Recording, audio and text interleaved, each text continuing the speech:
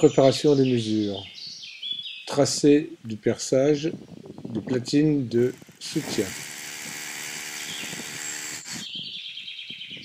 Mise en place des chevilles.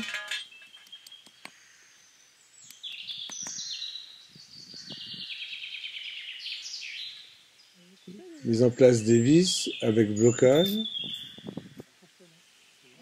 Ensuite, on enfile le poteau dans la platine.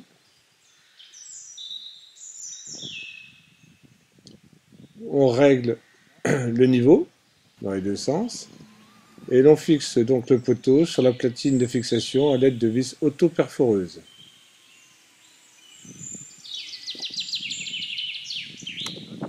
On met la collerette qui va venir masquer le bas du poteau et masquer la platine de fixation.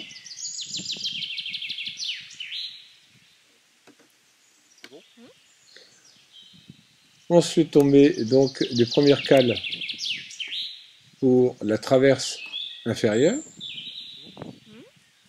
qui se glisse donc dans les gorges des poteaux.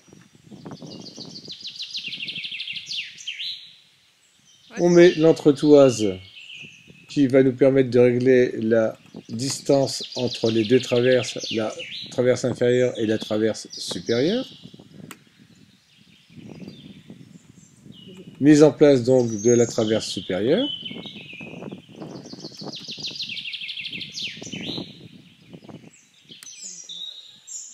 On met les petites cales entretoises qui vont nous permettre de séparer les lisses verticales.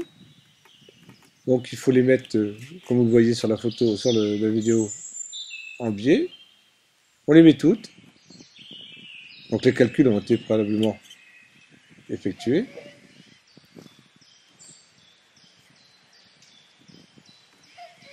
Voilà. Et maintenant, donc grâce aux petites intercalaires, donc là en l'occurrence des intercalaires de 50 mm, on va pouvoir répartir correctement les lisses verticales sur toute la longueur de la clôture.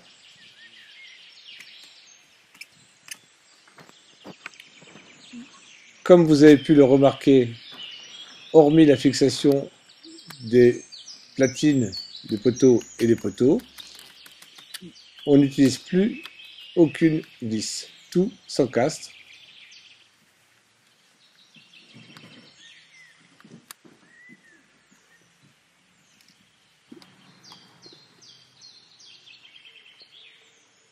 On met la clip de bon.